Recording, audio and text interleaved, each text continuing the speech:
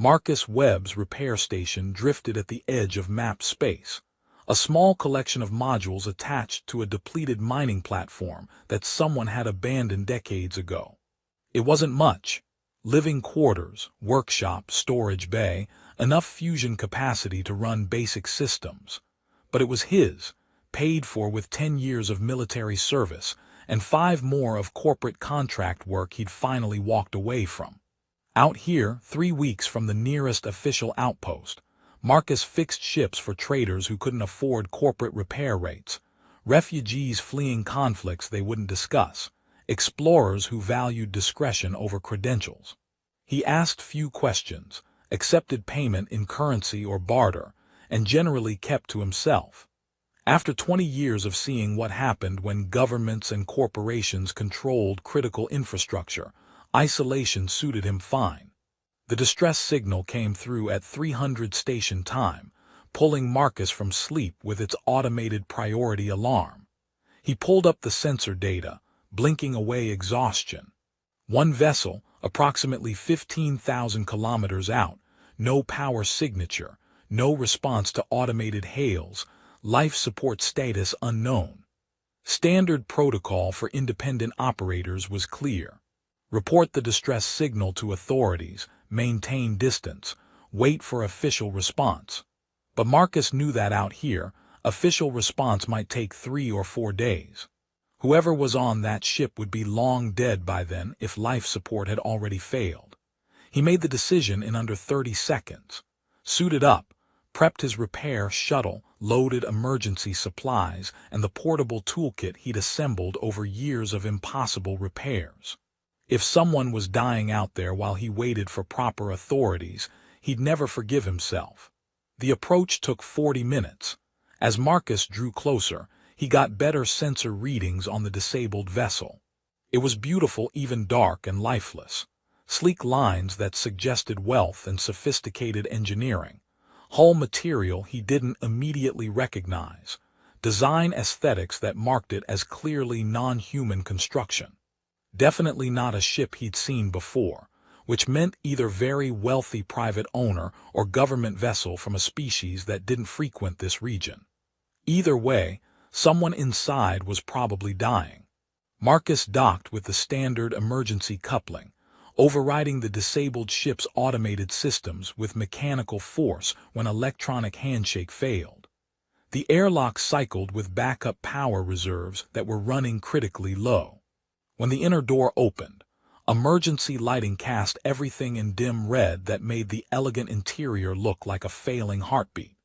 The ship's interior was as beautiful as its exterior, crafted rather than manufactured, showing attention to aesthetic detail that human vessels rarely bothered with. Walls were smooth composite that might have been grown rather than assembled, displaying patterns that seemed decorative but probably served functions Marcus couldn't identify. Everything about the design suggested wealth, taste, and engineering philosophy completely different from human approaches. He found the survivor in what appeared to be the main cabin, a space that combined control systems with living quarters in ways that suggested long-duration solo travel. She was seated at what was probably the primary control station, her posture suggesting she'd been attempting repairs when systems failed completely. She was humanoid, 2 arms, 2 legs, bilateral symmetry, but clearly not human. Taller than Marcus by several inches, with distinctive ridge structures along her cheekbones and temples, skin that showed subtle iridescent quality in the emergency lighting, and eyes that were larger and more reflective than human standard. Her clothing was simple but elegant, made from material that looked expensive. She looked up as Marcus entered, and he saw relief flash across her face before being replaced by controlled composure. When she spoke, her voice was accented but perfectly comprehensible, suggesting either natural linguistic ability or very good translation technology. "I'm grateful for your response to my distress signal. I'm Lyran, a traveler whose ship has experienced catastrophic system failure. I apologize for the inconvenience of requiring rescue. Marcus Webb, and it's not an inconvenience, it's why I'm out here." He moved to the control panels, assessing the damage. What happened? The primary drive system experienced cascading failure approximately 18 hours ago. I was able to maintain life support on emergency reserves, but I lacked the expertise to repair the core systems. She watched him work with evident attention. Are you a professional rescue operator? I'm a mechanic who happened to be close enough to respond. Let me see what we're working with here. The next several hours were intense problem-solving. The ship systems were completely foreign to Marcus, technology based on principles he'd never encountered, using materials he couldn't identify, organized according to engineering philosophy that didn't match human approaches. But machinery was machinery at fundamental level.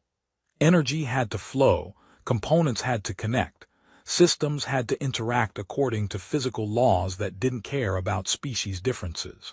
Marcus worked with the methodical creativity that had made him valuable in military service and later in corporate contracts.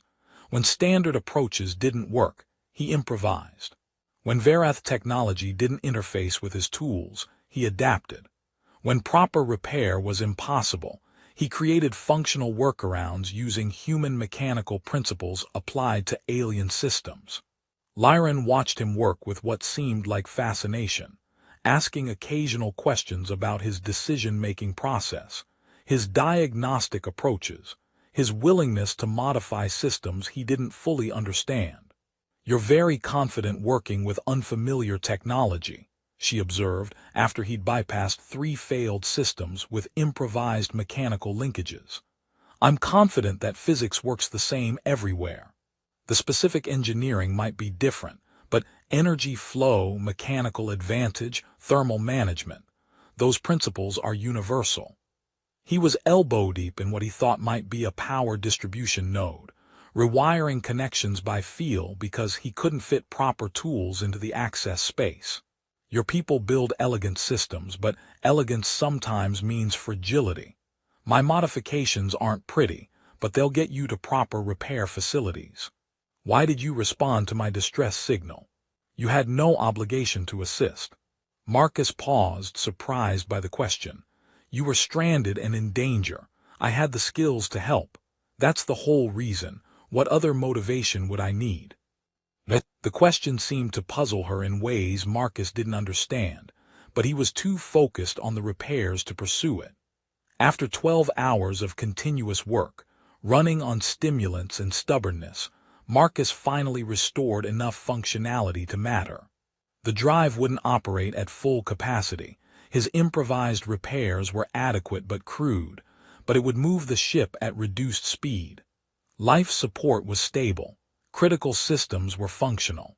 You should be able to reach Outpost 7 in about 3 standard days at reduced velocity, Marcus told her, wiping grease from his hands with a rag that had seen better decades. They've got proper facilities for your ship systems. Tell them Marcus Webb sent you. The head engineer there owes me a favor, might give you a discount on the repairs. Lyran stared at him with an expression he couldn't read. What payment do you require for this service? What favor can I offer in return? What obligation structure should we establish? No payment necessary, no favors required, no obligations. Marcus started gathering his tools. You needed help, I provided help. That's the complete transaction. I don't understand. You've spent 12 hours repairing my vessel using your expertise and materials. You've saved my life. You must want something in return, compensation, a favor marker, political advantage, something. I want you to reach safety. That's sufficient return on my time. Marcus headed toward the airlock where his shuttle was docked. Safe travels, Lyran. Try not to let your drive systems cascade next time. Wait. Her voice carried command authority that made Marcus pause. You don't understand what you've done. You can't simply walk away. I can and am. You're safe now, that's what matters. No, you truly don't understand.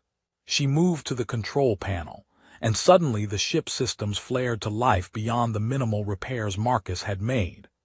Other systems activated, communications, sensors, defensive capabilities that no civilian vessel should possess. I need to tell you the truth before my fleet arrives. My name is Lyran Vaseth. I am Queen of the Varath Empire. And you, Marcus Webb, have just changed both our futures in ways you cannot yet comprehend. Marcus felt cold realization washing over him. The elegant ship, the expensive materials, the solo travel, the sophisticated systems, all of it suddenly made terrible sense. Your Majesty, I didn't know your identity. I was just trying to help. I know you didn't know. That's precisely what makes your actions so significant. She activated the communications array with sequence that sent massive encrypted signal. Marcus's equipment registered as official governmental broadcast. In Varath culture, we operate on strict obligation hierarchies. Every favor creates debt. Every service demands compensation. Every interaction is calculated for advantage and benefit. No one helps without expectation of return. No one offers aid without assessing what they can extract. I don't operate that way.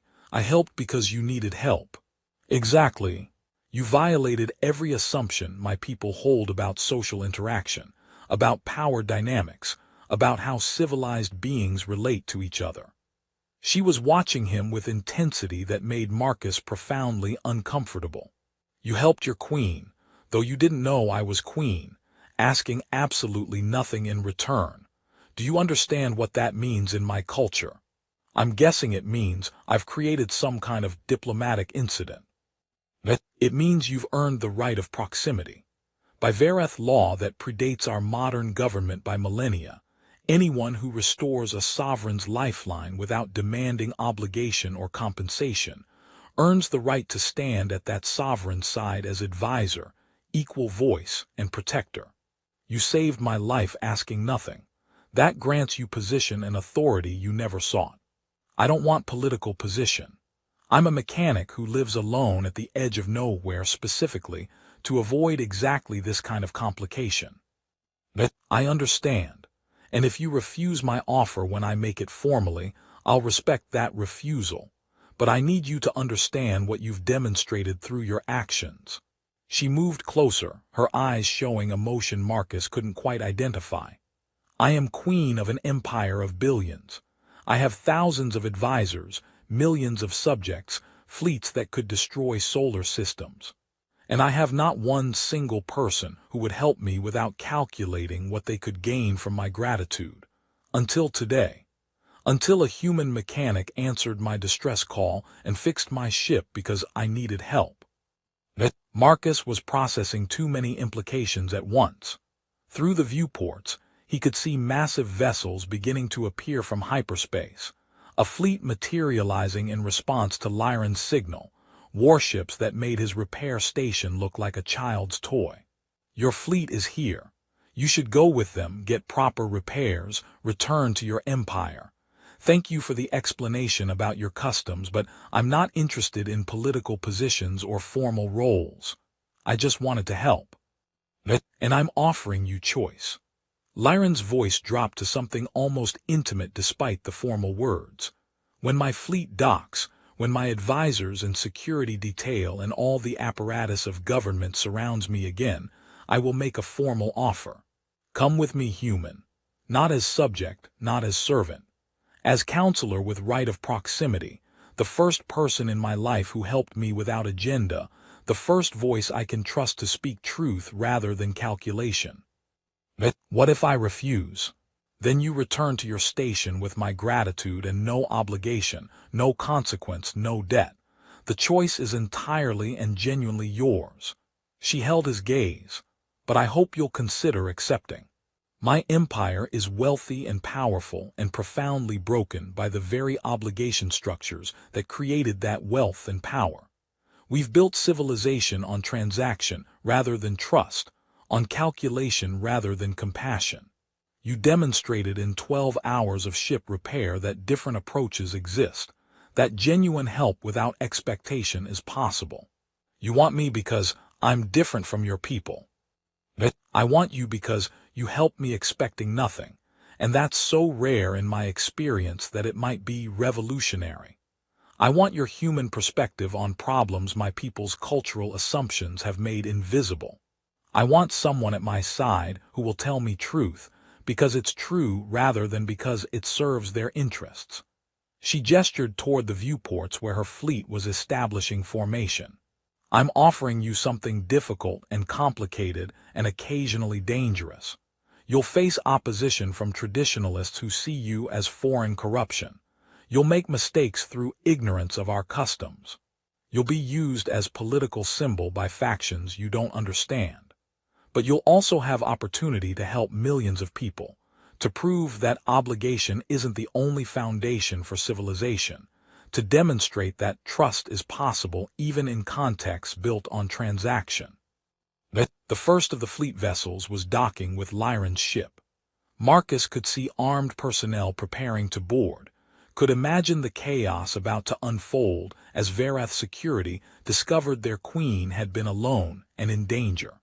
I need to think about this, Marcus said. You have until my advisors finish their security panic and I make the formal offer public, probably an hour. Lyran moved toward the airlock where her people were boarding. Whatever you decide, thank you, Marcus Webb, for answering my distress call, for saving my life, for showing me that my assumptions about humans and about power were incomplete.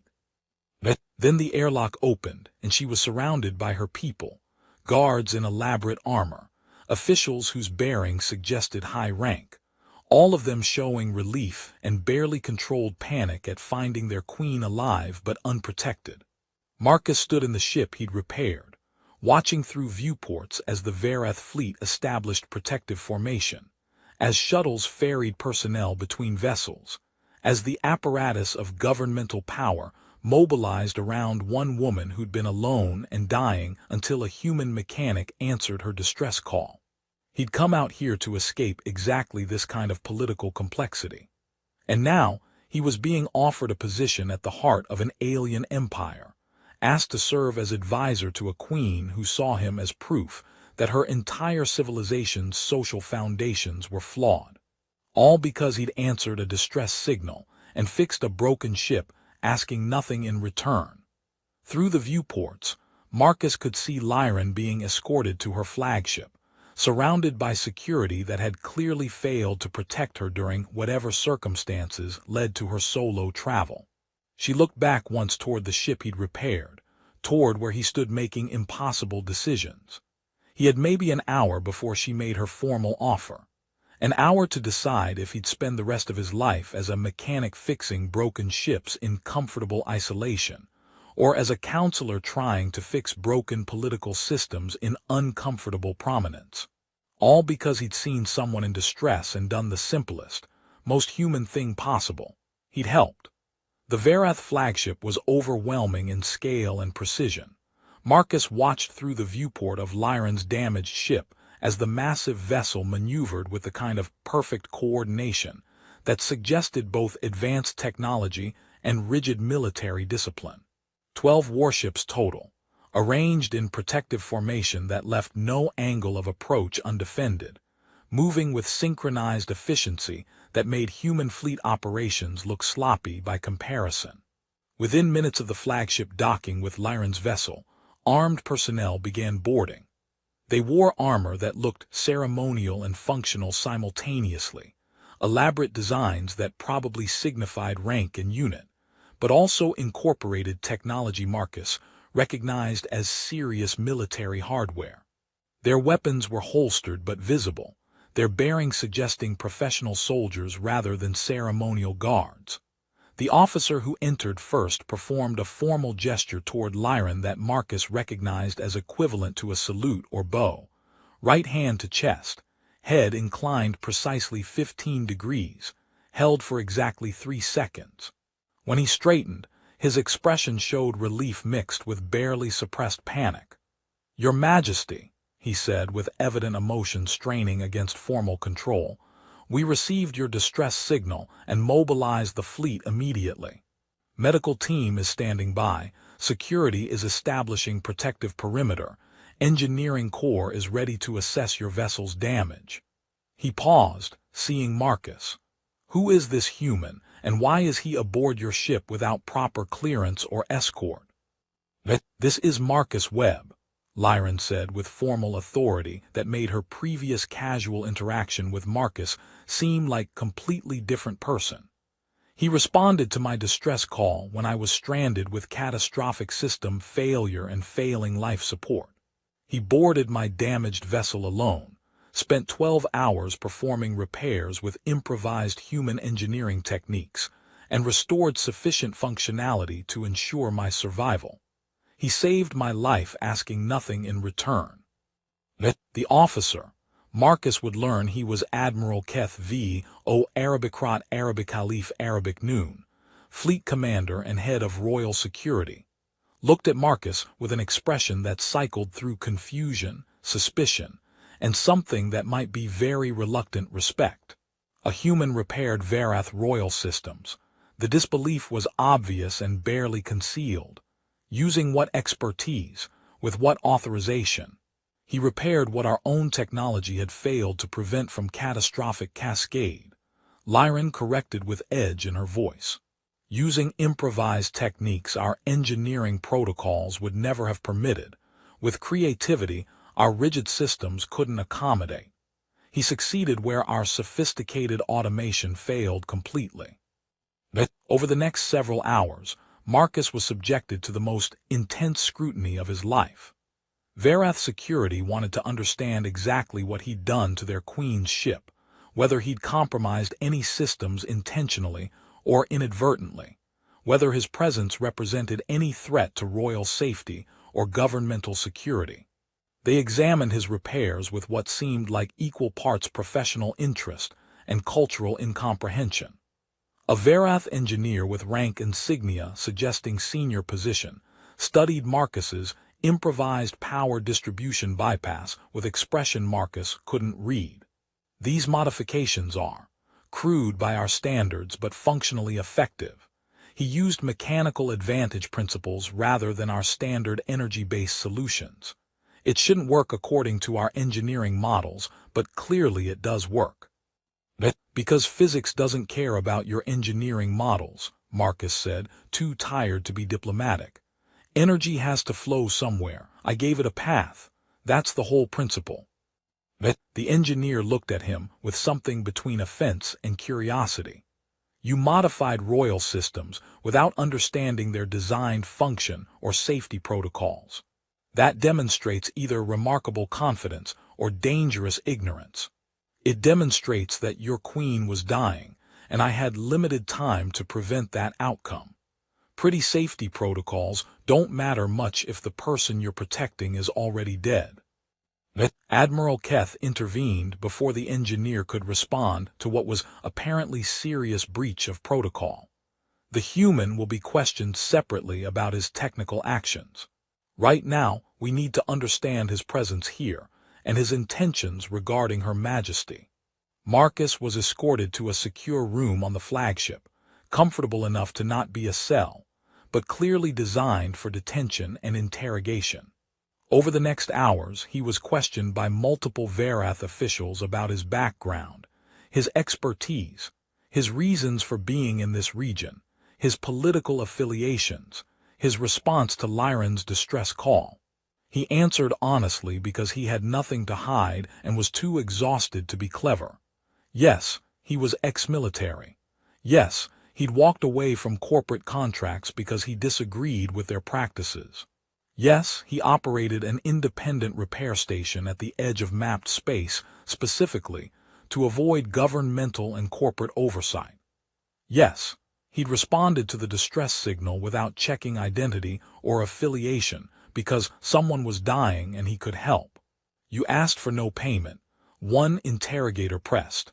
No compensation, no favor, no obligation marker of any kind. I asked that she reach safety. That was my only concern and requirement. But you must have wanted something. Position, wealth, political leverage. I wanted to help someone who was stranded and in danger. That was the entire motivation. The interrogator looked at him, with expressions suggesting Marcus was speaking words that could be translated individually, but made no conceptual sense when combined. I don't understand your claimed motivation, human. That seems to be mutual, Marcus responded. He also learned more about what his actions apparently meant within Varath cultural context. A cultural liaison, younger Varath with less formal bearing than the security officers, explained while reviewing his testimony for inconsistencies. You need to understand that Varath civilization is built on elaborate obligation hierarchies, she said, her tone suggesting she was explaining something obvious to someone who clearly didn't grasp basics. Every favor creates debt. Every service demands compensation. Every interaction is calculated for advantage and benefit. The concept of helping someone, especially helping royalty, without establishing obligation structure is so foreign to our culture that we literally don't have vocabulary for it. You don't have words for helping someone without expecting something back. We have words for charity, which implies hierarchical relationship, where superior helps inferior from position of strength. We have words for alliance, which implies mutual benefit calculation. We have words for investment, which implies expectation of return. But the concept of equals helping equals simply because help is needed, without creating obligation or expecting compensation. That's not a transaction type our language evolved to describe. Marcus processed this, understanding for the first time just how profound the cultural gap was between his instincts and Varath assumptions. So when I helped your queen without asking for anything, I wasn't just being kind. I was violating your entire social framework. You were demonstrating behavior our culture considers either impossible or incomprehensible depending on who you ask. The liaison studied him carefully, which is why the traditionalists want you expelled immediately as dangerous foreign influence, while the reformists want you elevated as proof that our cultural assumptions might be incomplete. And which faction is winning? Neither yet. That's why you're still being questioned rather than either honored or expelled. She made a note on her data device. Her Majesty is currently in meetings with her senior advisors. They're debating what your presence means, what precedent your actions set, what should be done with a human who saved the Queen's life without creating obligation structure. That evening, though evening was arbitrary on a ship maintaining its own time standard, Marcus was brought to what appeared to be more formal meeting space. Lyran was there, now wearing elaborate robes that marked her status far more clearly than the simple clothing she'd worn during their first meeting. Admiral Keth was present, along with several other officials whose elaborate dress suggested high rank. Marcus Webb, Lyran said with formal authority, my advisors have been debating your actions and their implications for the past 6 hours. I wanted you to hear their concerns directly before I make my formal offer. Admiral Keth spoke first, his tone suggesting he was repeating arguments he'd already made multiple times. Your Majesty, this human violated multiple security protocols by boarding your vessel without proper clearance. He modified royal systems without authorization or oversight. He established personal contact with you without appropriate diplomatic framework. Regardless of his stated intentions, his presence represents security breach of the highest order.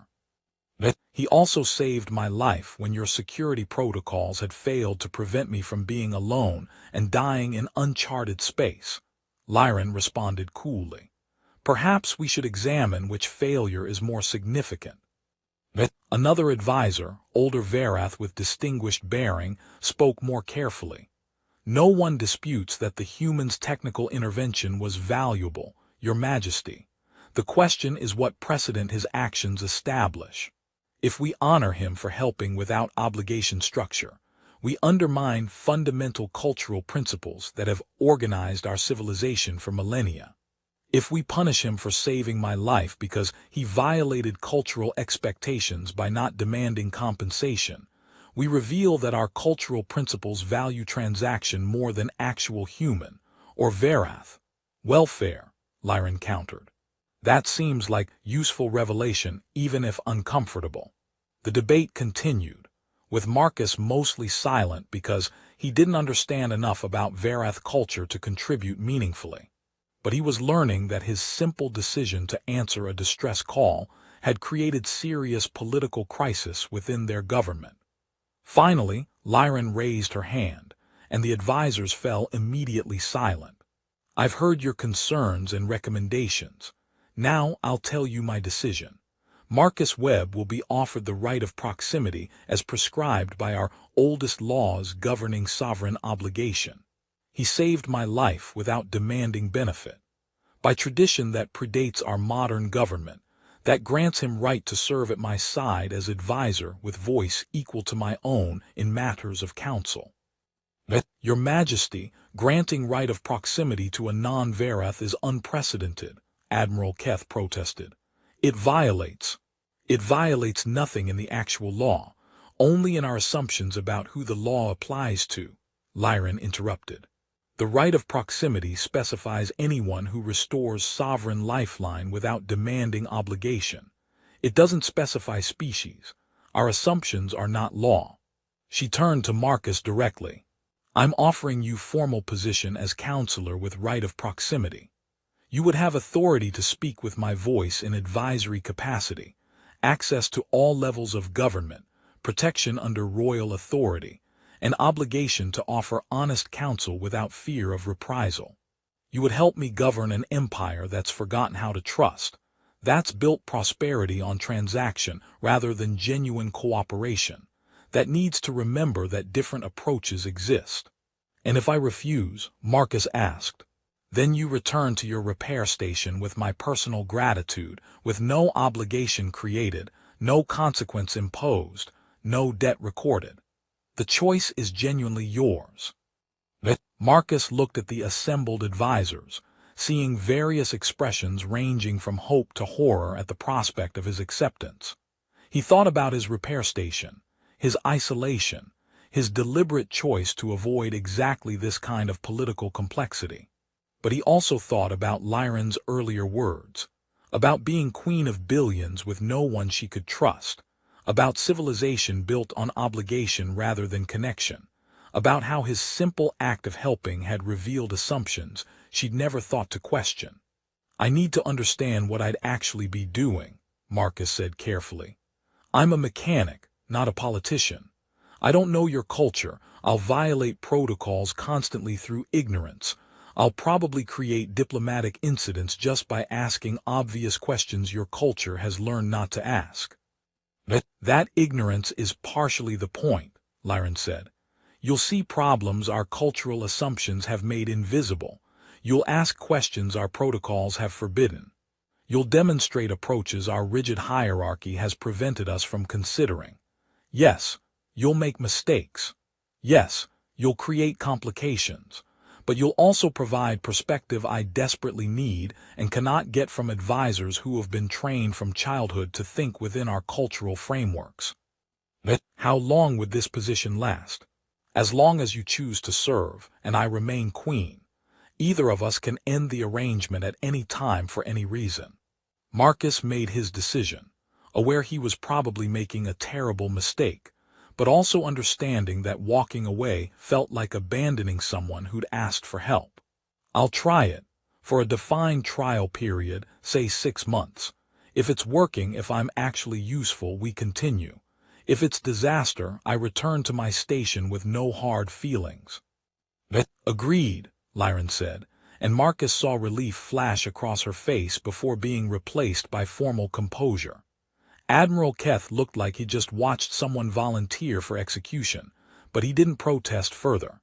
The formal ceremony announcing Marcus's appointment happened the following day, broadcast across the Varath Empire on official channels.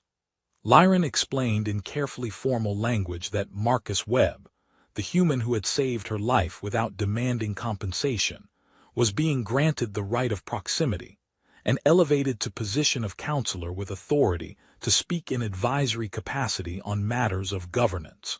The reaction across Varath space was immediate and intense. Progressive factions celebrated it as bold reform, demonstrating their queen's commitment to new approaches. Traditional factions denounced it as dangerous precedent undermining cultural foundations. Political analysts debated the implications endlessly, and Marcus found himself the subject of more attention than he'd received in his entire previous life combined. "You're famous now," Lyron told him after the announcement. "I hope you're prepared for that." "I'm not prepared for any of this," Marcus admitted, "but I said I'd try, so I'll try. That's all I ask. Genuine effort to help without calculation or demand for compensation. That's revolutionary enough." Marcus looked out the viewport at the Varath fleet, at the empire he'd somehow become part of, at the impossible complexity he'd stumbled into by answering a distress call. "I just wanted to fix your ship," he said quietly. "I know," Lyron responded. "That's exactly why this matters." The first 3 months as counselor with right of proximity were the most overwhelming of Marcus's life. He was given quarters in the royal palace on the Varath homeworld, a massive complex that housed not just Lyron's personal residence but significant portions of the imperial government. His rooms were elegant beyond anything he'd experienced, with views overlooking the capital city and amenities he didn't know how to operate. He was assigned security detail despite his protests, 2 guards who followed him everywhere, their presence a constant reminder that he was no longer anonymous mechanic but political figure, whose safety mattered to governmental stability. He was provided with advisors to help him navigate Varath cultural protocols, tutors to teach him their complex social hierarchies, and technology specialists to help him interface with systems designed for Varath physiology. And he was expected to attend meetings about topics he knew nothing about, to offer counsel on matters requiring expertise he didn't possess, to provide human perspective in contexts where human perspective had never been considered relevant. He made mistakes constantly and inevitably. In his first formal council meeting, he addressed a senior minister directly without going through proper hierarchical channels, creating a fence that required formal apology. He wore inappropriate clothing to a ceremonial function, because he didn't understand the color-coding system that indicated status and role. He asked questions during policy discussions that Varath culture considered inappropriate for his position to raise, violating protocols he didn't know existed. But Lyron defended him consistently, using each mistake as opportunity to question why the protocols existed, why certain questions were forbidden, why their culture had organized itself to prevent exactly the kind of direct communication Marcus represented. Counselor Webb violated hierarchy by addressing Minister Tharn directly rather than through proper channels. Admiral Keth reported with barely concealed frustration after one particularly awkward meeting. He disrupted the entire session with his ignorance of basic protocol. Counselor Webb revealed through his direct question that Minister Tharn has been manipulating those proper channels to obscure budget irregularities, Lyron responded. His ignorance of protocol made visible corruption that our rigid hierarchy was designed to hide. Perhaps we should examine whether the protocol serves us or protects those who abuse it. Marcus also began to understand the depth of the cultural divide he was trying to bridge. The Varath didn't just prefer hierarchical organization, they thought hierarchically at fundamental level. Their language had grammatical structures that encoded relative status into every sentence. Their architecture reflected power relationships through spatial organization. Their social interactions followed elaborate scripts that determined who could speak to whom under what circumstances. The concept of friendship as humans understood it, voluntary association between equals without formal obligation structure, was so foreign that explaining it required philosophical discussion rather than simple translation. He spent extensive time with Varath cultural scholars trying to understand their perspective, while also explaining human social organization. One conversation with an elderly academic stood out as particularly illuminating. "You describe friendship as voluntary relationship without obligation hierarchy," the scholar said thoughtfully. But how do you maintain such relationships? What ensures reciprocity if there's no formal structure?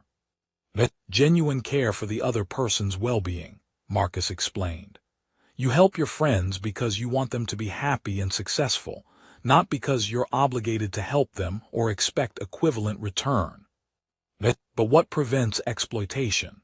If one party consistently takes without giving, what mechanism enforces balance? Social pressure, personal choice, or ending the friendship? If someone consistently exploits you, they're not actually your friend. The relationship dissolves naturally when it becomes one-sided. But without formal obligation structure, how do you know when the relationship has ended? How do you enforce terms of dissolution? You don't enforce terms, you just stop being friends.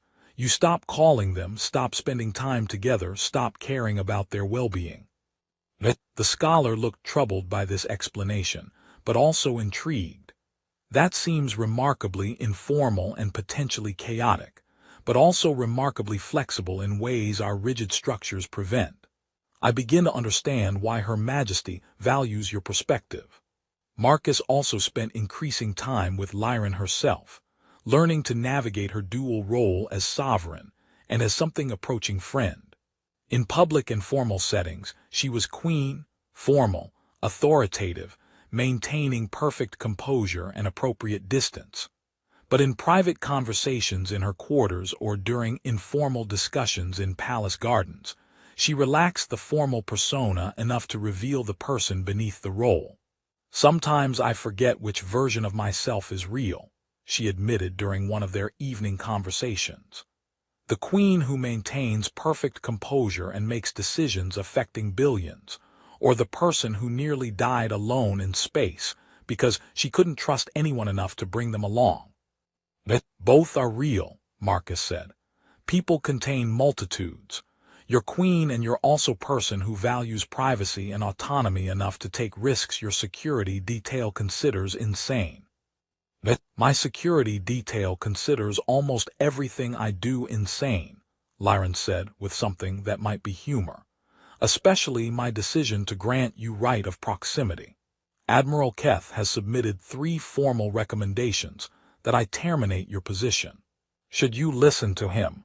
If I thought his recommendations were about improving governance rather than protecting traditional power structures, I might. But he's not concerned about whether you're effective. He's concerned that your effectiveness demonstrates traditional approaches aren't the only option. She looked at Marcus directly. You've been here 3 months. Are you ready to run back to your repair station yet? I think about it daily, Marcus admitted. This is harder than I expected. The constant scrutiny, the political complexity, the weight of knowing my advice affects millions of lives I'll never meet. It's exhausting in ways that fixing broken ships never was. Do you regret accepting my offer? I regret that change is this difficult and slow. I regret that every reform faces opposition from factions invested in maintaining the status quo. I regret that you face criticism from your own people for trying to make your government more functional. He paused. But I don't regret trying to help. That was the right choice even if the execution is messier than I hoped. You sound tired. I am tired, but I said I'd try for 6 months and I keep my commitments. But not everyone in the Empire was opposed to Marcus's presence or the reforms Lyran was implementing based partly on his counsel. Progressive factions welcomed the changes, seeing them as long overdue modernization of outdated social structures. Younger Varath especially seemed interested in concepts Marcus introduced: cooperation without formal obligation, trust-based relationships, flexible hierarchy that could adapt to circumstances rather than rigidly maintaining protocol.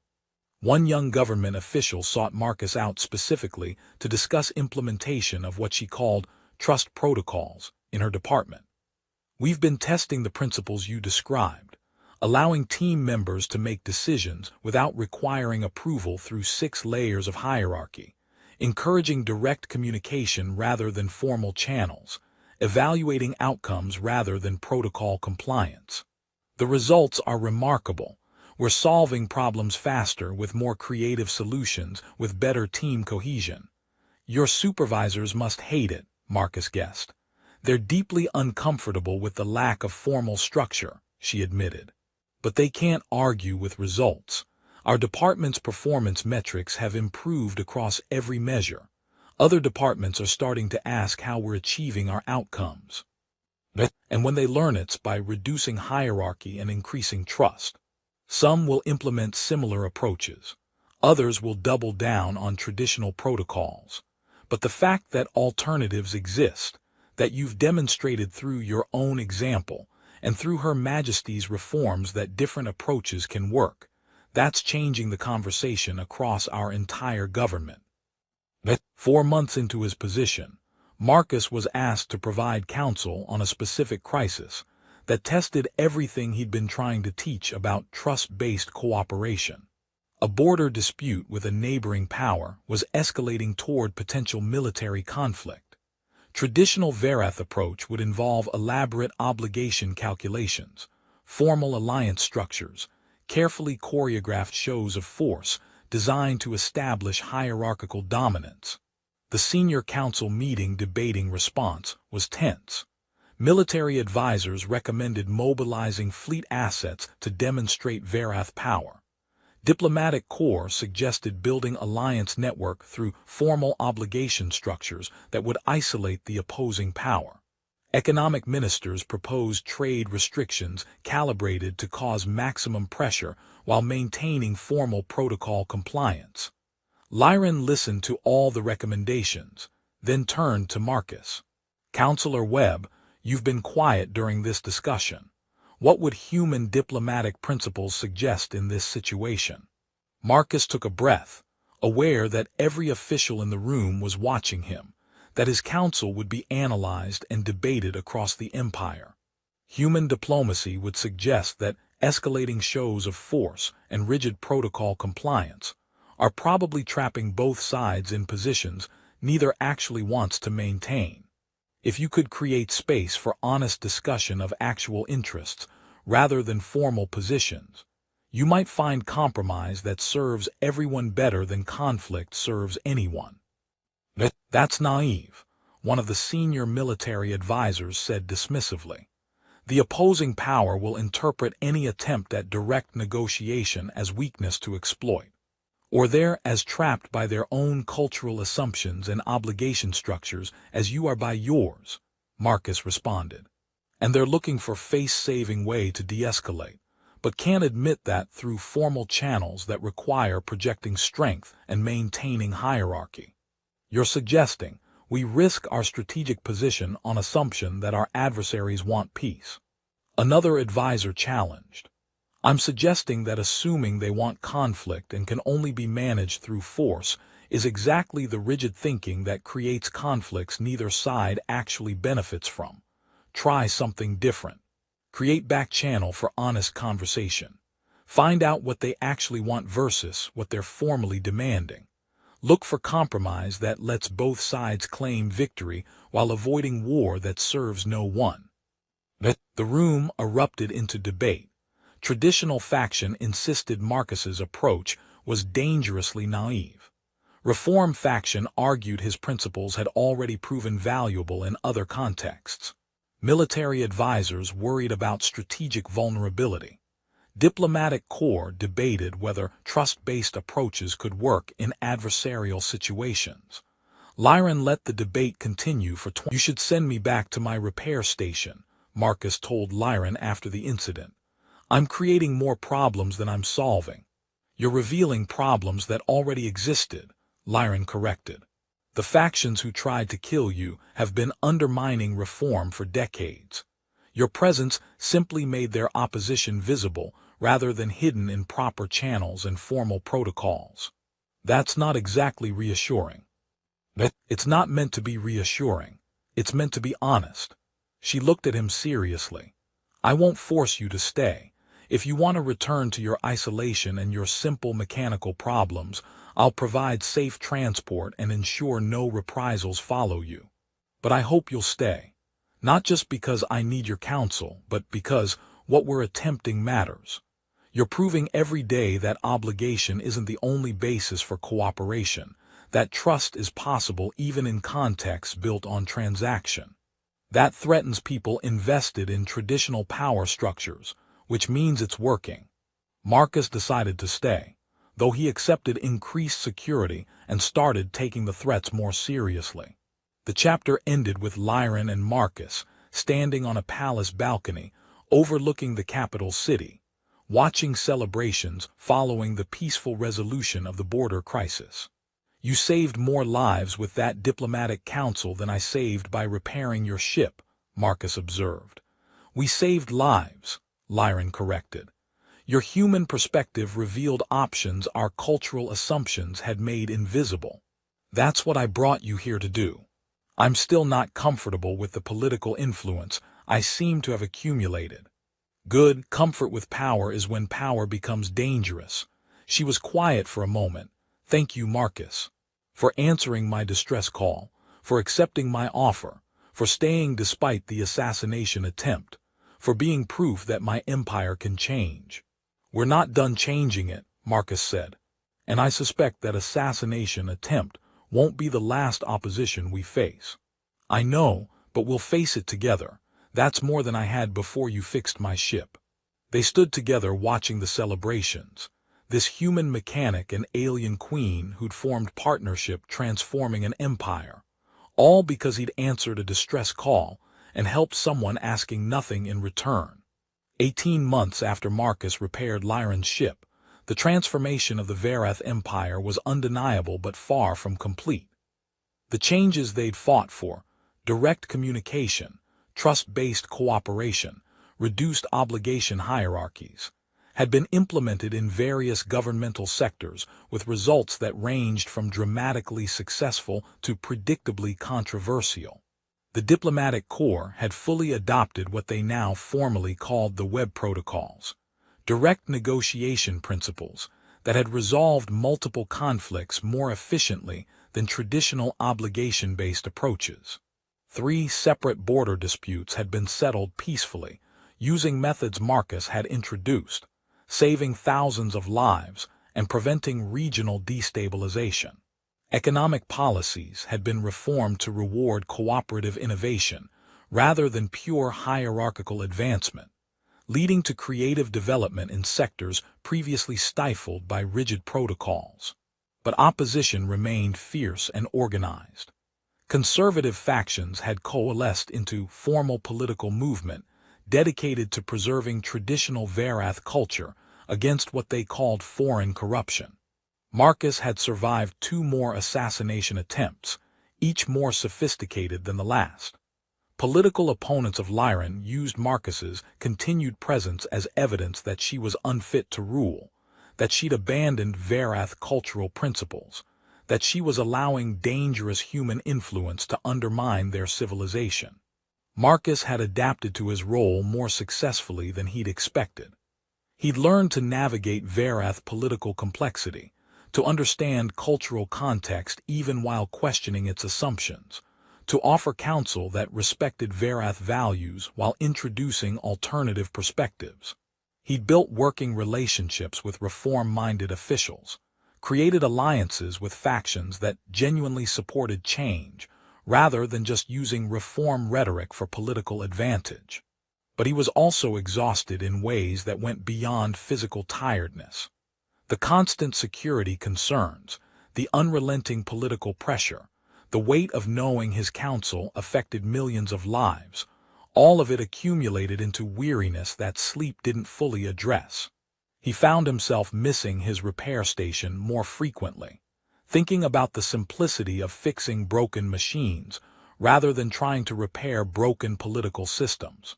"You look terrible," Lyron observed during one of their regular evening conversations in her private quarters. These meetings had become routine, time set aside specifically for honest discussion without advisors or formal protocols, where they could speak as something approaching friends rather than queen and counselor. "I feel terrible," Marcus admitted. "This is harder than I expected when I accepted your offer. Harder than I thought it would be, even after the first assassination attempt made clear I had serious enemies. Do you regret accepting my invitation? Marcus considered carefully before answering. I regret that changing your empire's culture is this difficult and slow. I regret that every reform faces organized opposition from factions that benefit from traditional power structures. I regret that you face constant criticism from your own people for trying to make your government more functional and humane. He met her eyes. But I don't regret answering your distress call. I don't regret helping you when you needed help. And I don't regret staying to see if the changes we're attempting can actually take root. They are taking root, Lyron said quietly. More successfully than I dared hope when I first invited you to come with me. You've proven that cooperation without obligation is possible, that trust can exist in governmental contexts, that rigid hierarchy isn't the only way to organize civilization. Those proofs are changing how millions of Varath think about social structures. At substantial cost to both of us. Yes, meaningful change is always costly. Lyron poured tea from an elegant service. A Varath ritual Marcus had learned signified informal conversation between equals. I need to tell you something. The Council of Advisors has proposed formalizing your position more completely. They want to create permanent governmental role called Counselor of Alternative Perspectives, with defined authority to question established protocols and advocate for approaches Varath culture might not naturally consider. That sounds like they want to control me more effectively by creating formal boundaries around my influence. Some do want exactly that. But others genuinely want to institutionalize the principles you've introduced, to ensure that alternative perspectives become permanent part of how we govern, rather than temporary anomaly dependent on one human's presence. She sipped her tea thoughtfully. They're debating whether you should continue to hold the position, or whether it should eventually be filled by someone else, possibly another human, possibly a Varath who's trained to think outside cultural assumptions. How do you feel about formalizing my role? Conflicted. I want these changes to outlast us both, but I worry that creating formal structure around your position might undermine what makes it effective, your genuine outsider perspective, your freedom to question everything, your independence from obligation hierarchies. She looked at him seriously. What do you want, Marcus? You've given me 18 months. You've survived multiple assassination attempts. You've helped transform how an entire empire thinks about cooperation and trust. You've fulfilled any reasonable interpretation of your commitment. If you want to return to your repair station and your simple machines, I'll understand. Before Marcus could answer, Admiral Keth entered with obvious urgency. Your Majesty, Counselor Webb, we've received concerning intelligence. The Conservative Coalition is preparing coordinated political action. They're calling for a council of traditional review, formal examination of whether the reforms implemented over the past 18 months violate fundamental Varath cultural principles protected by our Constitution. That's their constitutional right, Lyron said calmly. Our founding documents provide for such review when significant cultural changes are proposed. They're specifically targeting Counselor Webb's position, Keth continued.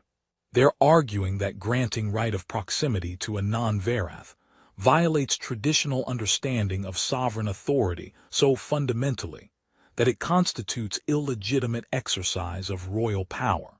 If they succeed in the review, they could force you to revoke his appointment and reverse many of the reforms. Marcus felt cold realization. They're using me to attack you politically. If they can delegitimize my position, they can question your judgment and undermine your authority. They're using both of us to attack the reforms we represent, Lyron corrected. This was probably inevitable. We've changed too much too quickly for traditional factions to accept without formal challenge. The Council of Traditional Review became the defining crisis of Marcus's time as counselor. It was formal proceeding broadcast across the empire, watched by billions, covered extensively by media across Varath space and beyond. The conservative coalition presented sophisticated arguments that Lyran's reforms, and particularly Marcus's appointment, violated fundamental Varath cultural principles. Their case was carefully constructed. Yes, the right of proximity existed in ancient law, but that law developed in context where all participants shared Varath cultural foundations, where certain assumptions about obligation and hierarchy were universal. Granting the right to a human who didn't share those foundations, who actively questioned those assumptions, represented such departure from original intent that it constituted invalid interpretation of law. Moreover, they argued, Marcus's influence had led to reforms that undermined essential Varath cultural elements. Reduced obligation structures were destroying traditional reciprocity. Direct communication was eroding appropriate hierarchy. Trust-based approaches were replacing proven formal protocols with naive assumptions about others' good intentions. The empire was losing its identity, abandoning principles that had created stability and prosperity for millennia. Lyran mounted equally sophisticated defense. Yes, Varath culture had evolved around obligation and hierarchy, but adaptation was essential for survival. Rigid adherence to tradition, without questioning whether that tradition still served contemporary needs, was recipe for obsolescence and decline. Marcus's contributions had demonstrably improved governance. Conflicts resolved peacefully that might have become wars. Innovations developed that rigid protocols had prevented. Corruption revealed that formal channels had hidden. The cultural principles the conservatives claimed to protect weren't being destroyed. They were being examined, refined, improved through exposure to alternative perspectives. That wasn't cultural corruption. That was cultural evolution. Marcus was called to testify before the council, asked to explain his philosophy and defend his position. The chamber was filled with officials, observers, media representatives. Every word would be analyzed across the empire. I repaired Queen Lyran's ship because she was dying and I could help her, Marcus said when asked to explain his presence. I accepted her offer to serve as counselor because I believed that genuine help sometimes requires accepting consequences of that help, even when those consequences are difficult and complicated. I've tried to offer perspective that Varath cultural assumptions might make difficult to see naturally. That's my complete agenda, not corrupting your culture, not advancing human interests, not undermining your traditions. Just helping someone who asked for help, and continuing to help in ways that seem valuable. But you admit you don't fully understand our culture, a conservative council member challenged. How can you presume to offer counsel on matters you don't comprehend? I don't fully comprehend your culture, and I've made mistakes because of that ignorance. But sometimes outsider perspective reveals what insiders have learned not to see. I've asked questions your protocols prevented asking. I've suggested approaches your assumptions made unthinkable. Some of those questions and suggestions have proven valuable. Not because I'm smarter or more knowledgeable than Varath advisors, but because I see different patterns because I'm not embedded in your cultural frameworks. The debate continued for days. Public opinion divided but gradually shifted as more Varath spoke in support of the reforms, sharing specific examples of how new approaches had improved their lives. Scientists who'd made breakthroughs after protocols were relaxed to allow more direct collaboration. Diplomats who'd resolved conflicts using trust-based methods. Government workers who'd found their jobs more meaningful when allowed to make decisions without requiring approval through 6 hierarchical layers. The turning point came from unexpected source. An elderly council member, traditionalist with decades of governmental service, spoke near the conclusion of the proceedings. I've spent 60 years believing our obligation structures and rigid hierarchies were essential to our civilization. I've defended those structures against every proposed reform. But watching this human operate for 18 months has shown me something I didn't expect. That genuine trust is possible, that cooperation without formal obligation can work, that questioning tradition doesn't necessarily destroy it. But she looked directly at Marcus. You're correct that we've learned not to ask certain questions. You're correct that our protocols sometimes prevent us from seeing obvious problems. You're correct that change is necessary for civilizations to remain vital, rather than calcifying into obsolescence.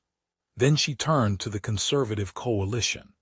But the traditionalists are also correct that we must preserve what makes us Varath, that we can't abandon our cultural foundations entirely, that some principles deserve protection even while others deserve examination. Her proposed solution was characteristically Varath in its structural approach, but revolutionary in its content. Formalize the position of Counselor of Alternative Perspectives as permanent governmental role, creating clear protocols for how alternative perspectives should be integrated into decision-making, but also create balancing position of Counselor of Traditional Preservation, ensuring that cultural principles weren't discarded without careful consideration of their value. We accept outside wisdom while maintaining inside identity, she concluded. We question our assumptions without losing ourselves. That seems like appropriately Varath response to appropriately human challenge. The council voted to accept this framework. Marcus's position was formalized and legitimized, but balanced with traditional advocacy to ensure reforms didn't erase valuable cultural elements. Lyran addressed the Empire after the decision. Today we demonstrated something essential, that we can examine our assumptions without destroying ourselves, that we can learn from outsiders without abandoning our identity, that trust and obligation can coexist in how we govern. Marcus Webb will continue as Counselor of Alternative Perspectives, offering the external wisdom that has already improved millions of lives. But he will do so within framework that respects and preserves Varath cultural principles. Later that evening, Marcus and Lyran met privately in the palace gardens, watching the capital city's lights against the night sky. You won, Marcus observed. We won, Lyran corrected. The reforms survived, your position is legitimized, the changes we fought for will continue. With more bureaucratic oversight and traditional balance than I'd prefer. Welcome to politics, perfect victory is rare. Acceptable compromise that moves things forward is the standard outcome. She was quiet for a moment. Are you satisfied with this result? I'm satisfied that trust-based cooperation and honest questioning are now recognized as legitimate governmental principles. I'm satisfied that future counselors will be able to challenge traditions without being accused of cultural corruption. I'm satisfied that I can continue helping. He paused. Though I could really use a vacation. Maybe go back to my repair station for a few weeks. Remember what it's like to fix simple mechanical problems. Then take that vacation. Return to your station, work on broken ships, remember why you helped a stranded traveler in the first place. Lyran's expression softened. Will you come back afterward? Do you want me to? I want you to do what serves you. If that's returning to isolation and simple problems, I'll understand. If it's continuing as counselor despite the complications and danger, I'll be grateful. But the choice should be yours, made freely, without obligation. That's very human of you, Marcus said with slight smile. I've learned from good teacher. 3 months later, Marcus had established new pattern. He spent half his time serving as counselor in the Varath capital, half his time at his repair station on the frontier. The arrangement satisfied his need for both meaningful work and periodic simplicity. Let him contribute to Varath reform efforts, while maintaining connection to the life he'd built before answering Lyran's distress call. The reforms continued gradually across the empire. Trust-based approaches became standard practice in multiple governmental sectors. Direct communication protocols expanded beyond just diplomatic corps into other areas. Reduced obligation hierarchies in some contexts created space for innovation and cooperation that rigid structures had prevented. It wasn't revolution, it was evolution. But it was real change, made possible by human mechanic who'd answered distress call and alien queen who'd asked him to stay. The story concluded with Marcus back at his repair station, working on damaged ship brought in by trader who couldn't afford corporate repair rates. Simple mechanical problem, power converter failure, straightforward fix. The kind of work that had been his entire life before he met Lyran. His communication system chimed with incoming message. Lyran, checking in from the capital. Hope you're enjoying the simple machines. Council meeting next week to discuss expanding web protocols to economic policy.